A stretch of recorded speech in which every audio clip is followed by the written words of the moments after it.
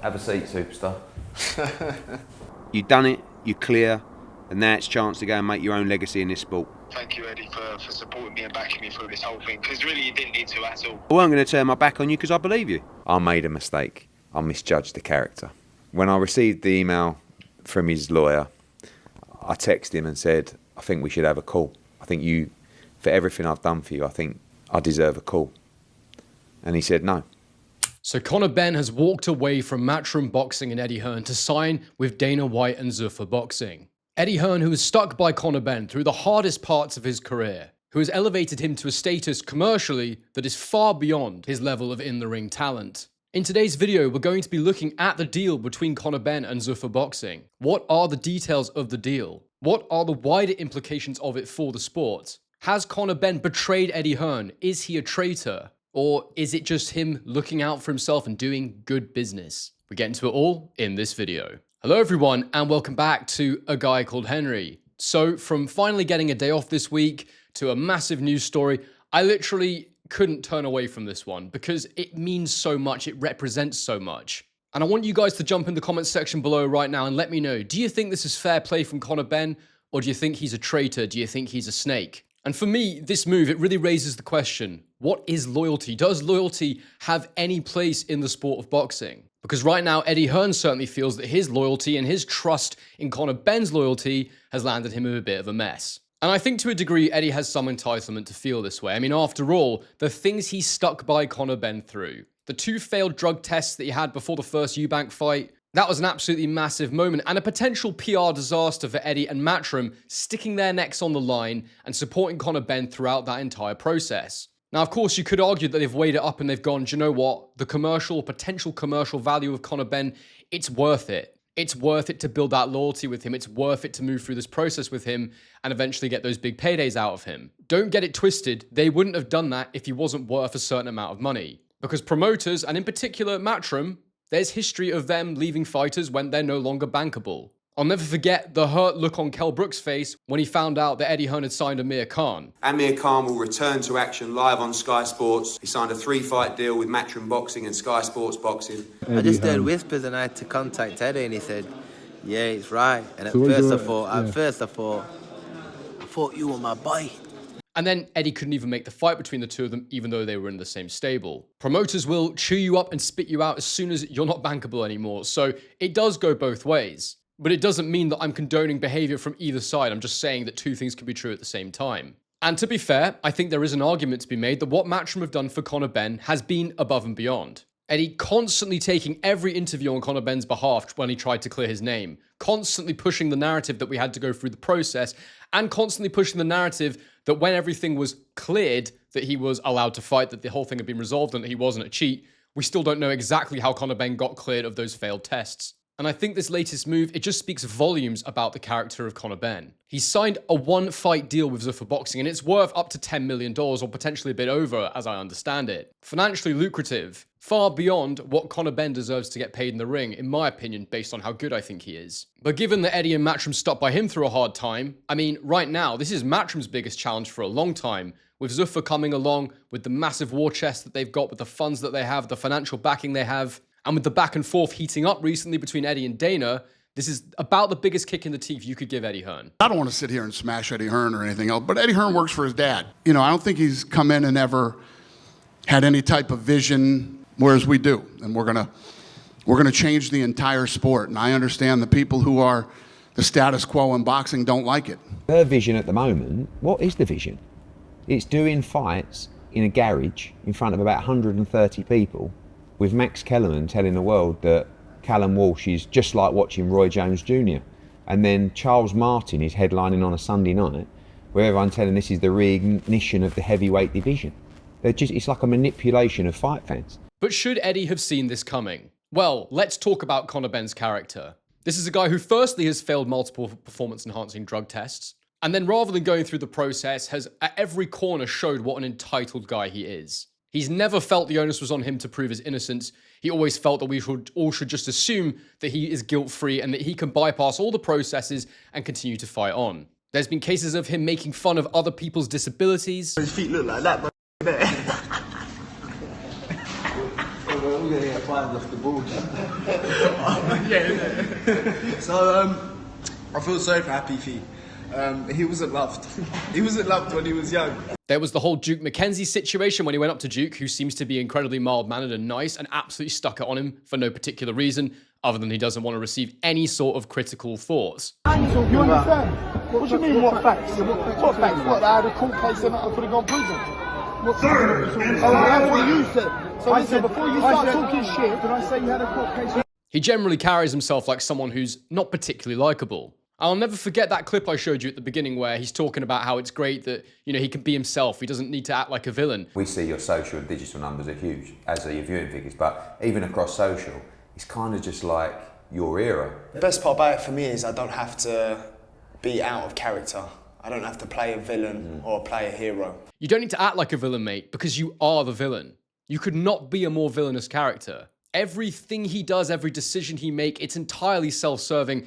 And to me, he's just someone who doesn't live with the repercussions of his actions or doesn't accept them ever. The fact that he had the audacity to put in his statement when he announced he was signing for Zuffa that he'd still like to work with Eddie in some capacity as part of his team. I mean, you cannot take the piss more than that. You cannot rub it in Eddie's face any more than that. It's gaslighting, it's provocative, it's just ridiculous. He's basically saying, I've done nothing wrong, I'll still work with you, I still like you, I haven't betrayed you, but you have. That's exactly what you've done. You say one thing and then your actions say completely the opposite. But on top of the whole Duke McKenzie situation, you know, there's the whole Frank Smith relationship as well. He's turned his back on Frank Smith, someone who was in a pretty awkward situation with the Eubank fights where he's married to Eubank's sister, and yet he's still coming out and supporting Conor Benn and doing the job for him. And then the fact that he won't fight Lewis Crocker for the welterweight IBF title because of a rehydration clause, something that he forced upon Eubank Jr., not once, but twice. And then when Eubank was a dead man walking in the ring, celebrated like he'd just become champion of the world. It paints the picture of this entitled individual even further, in my opinion. I'm sure there's plenty more stuff out there that we could say about Conor Benn, but just to give you a flavour of the kind of guy that Matchroom chose to platform and chose to support over the last few years, they shouldn't really be surprised that this has happened. Eddie can't really turn around and say, I've misjudged this guy's character. How can you be shocked with the way he carries on that he's turned around and done this to you? It reminds me of that analogy of the rattlesnake. You know, there's a rattlesnake, he's in a bag, he says, put your hand in, I promise I won't bite you. You put your hand in the bag, he bites you. And he goes, look, put your hand in the bag again, I swear to God I won't bite you this time. And you're like, no, I'm not doing it. I can't do it. You know, you just bit me the first time. He goes, no, I swear to God, you put your hand in the bag, I won't bite you this time. So the guy puts his hand in the bag and the rattlesnake bites him again. And he goes, what do you expect? I'm a rattlesnake. It's what I do. This act from Conor Benn, to me, it's just part of his nature. It's part of who he is as a person. He's someone who just does not own the repercussions of his decisions. To make it even worse, you saw that clip I put at the beginning of the video of Eddie talking about the fact that he heard the news and then he requested a call with Conor just to talk about it, and Conor turned it down. For everything I've done for you, I think I deserve a call. And he said no. And I was like, man, fuck. I just felt that everything that we gave him, the loyalty that we gave him, the support we gave him, would be enough to talk it through or just, you know, get close to a number, but it wasn't really the interest. So very, very surprising, very, very painful. And looking back at recent events, I think this truly came as a shock to Matchroom. The fact that they just did their new 5-year deal with DAZN and Conor Benn was on the poster. That also tells me that DAZN probably weren't expecting this too. And then these comments from Eddie Hearn. I want to see Conor Benn become world champion. Conor Benn just wants the biggest fights for the most amount of money. For me, it would mean a lot to see him become world champion. Really, especially from where he started. So, you know, I really wanted Conor to fight Lewis Crocker, really. But, you know, that £10 or the IBF rule is difficult for him. Rolly Romero, I think, is a fantastic fight. Conor does want the WBC title as well. Obviously, Shakur's called him out. But like I said, Conor's all about the money and the big fights. So I think if that's the fight, that's a difficult fight. You know, the one thing that's good about that fight is the size for Conor. But Shakur is so good. In hindsight, they sort of tell me that I think Eddie's right when he says he only just found out in the last few days that this was coming. Because suddenly he's not speaking as wholeheartedly in support of Conor as he might have done before. He's kind of alluding to the fact that he wants Conor to do one thing, which is fight for world titles, and Conor wants to do something else, which is have the biggest fights financially that he possibly can. He's sort of alluding to the idea that Shakur Stevenson is far too good for Conor Benn here as well. It's almost like he's teeing us up for the fact that they ain't going to be working together anymore. Because I'm pretty sure that he came out and said Conor Benn was world class after that second Eubank fight. I mean, the PR job they've attempted to do with Conor Benn, where they've tried to tell us he's this people's champion and all this other stuff, what a misplaced effort from Matchroom to try and get this guy to look a certain way to the public, to get the fanfare for him. They must just feel sick. It's not often you get shocked. And I blame myself. And I just felt that I never really needed to push Conor Benn to sign a new contract previously. And I probably could have got him to sign a new contract previously. I made a mistake. And look, I know people will turn around and go, look, it's just a one-fight deal. But the reality of the situation is that Conor Benn has come out and said, I've signed for Zuffa Boxing. The way that he's gone about doing this deal, it's very clear that the relationship with Matchroom is broken. Eddie obviously doesn't want to rule out completely working with him in the future because there's a chance that they will and it will be financially lucrative. Can you still work with him?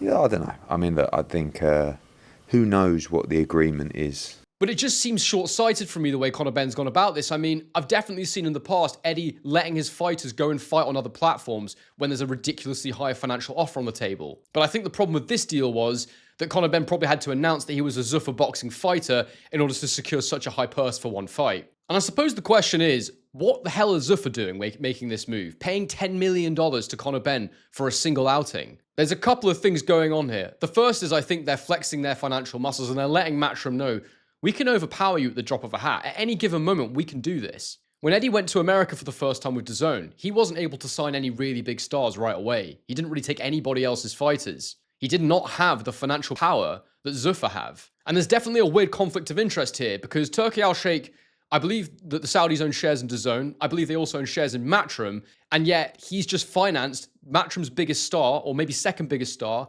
going over to the promotion that he's building with Dana White. The whole thing is incredibly complicated now. And why are Zuffa making this move? What is the intention behind it? Well, firstly, on a micro level, what is the purpose of Conor Benn? Well, in my mind, he's one of the biggest commercially valuable fighters out there whilst not being that great. And when you can beat a fighter like that, some of that commercial power gets transferred. It gives some kudos, easily obtained kudos to the Zuffa belt. So what I think might be happening here is that they might try and get Callum Walsh to fight Conor Benn and beat him. And if he can do that, then suddenly they've got this long-term Zuffa-signed fighter that has a legitimate win under his belt against perceivably one of the best fighters out there. It's a massive boost to the Zuffa belt. There's no guarantee Callum Walsh wins that fight, but he might be able to. And if it's not Callum Walsh, then at the very least, a Benn versus Ryan Garcia fight will actually generate quite a lot of money, so they may break even or turn a small profit on that fight. And potentially they can get Ryan Garcia signed to a longer-term deal as he is a free agent coming up. It's not clear exactly what the fight's going to be, but I'm sure they've worked it all out. And on a bigger level, this triggers a very intriguing question for me. Have Zuffa been behaving in a certain way to distract us all from what's really going on? Has their whole front from the word go been a decoy? Because when they first came on the scene, they were saying we've got this salary cap and we're only going to pay fighters so much money and we're only going for sort of more developmental type stuff. It's not going to be a big fighter league yet. It's going to be something that we grow over time. And suddenly they come out of nowhere and started trying to sign world champions and other top commercial fighters. I'm not sure if this was always part of the plan or if they've just gone, F it, let's just go for this right now. And it makes you ask the question, who's next? I know that they wanted Bam Rodriguez, and that deal with Matchroom, the extension, it seems to have gone a little bit quiet. Maybe there's something going on there. I heard a story recently that they want to be the ones to make Joshua against Fury. Can you imagine if they were the ones that made Joshua against Fury and took Eddie Hearn's prize asset and put them on his platform? Especially when Eddie said this about his relationship with AJ. Joshua's a different breed of class and loyalty. And yeah, Joshua's one of a kind. So yeah, I think that Matchroom are banging a war right now. This is going to get very, very tough. But because it is a one-fight deal, I still think there's all to play for. I don't think Conor Benn would have signed a long-term deal with Zuffa. That part of it's still a little confusing to me. But overall, I guess what I'd say is this. I don't feel sorry for Matchroom. Because look at the moral fiber of this guy. Conor Benn would be one of the last people I would trust. The media narratives that have been spun about him, we all know are not true, and Eddie and Matchroom should know that better than anyone. Like I said, all that's happened here is they've been bitten by the rattlesnake. But at the same time, I don't condone Conor Benn's behavior. I do think it's disloyal. I do think he's gone about his business in a particularly callous way. Because at the end of the day, even though Matchroom decided it was a risk worth taking, it was a risk when they decided to stick their neck on the line for Conor Benn. Eddie even said in his interview that he's loaned him money over the years to keep him afloat. So both things could be true at the same time. Matchroom have been a bit foolish. I don't necessarily feel sorry for them, but also I don't think Conor Benn's behaved particularly well. And this could spell trouble, because now boxers aren't going to want to sign new extensions, and when they do, they're going to drive up those prices. We're moving into a very, very interesting time. I'm not quite sure how it's all going to play out, but some amazing fights have been announced recently. It's always good to have market competition. I just hope that things don't get so fractured that we start having that sort of Cold War feeling again, where this guy won't work with this guy and this guy won't work with this guy. It's looking like that's the way it's going right now. But just how much money does Zuffa Boxing have? Can they literally come into boxing and buy the marketplace? I don't know, but we're going to find out. Anyway, guys, I hope you've enjoyed this video. Smash a like on it if you've liked it. Subscribe to the channel if you're new. And make sure you get your thoughts about this highly controversial topic in the comments section below. I'll be seeing you all for the Lee Wood, Josh Warrington live stream. And then we roll into Mario Barrios versus Ryan Garcia. So I'm looking forward to that. And as I always say, on to the next one.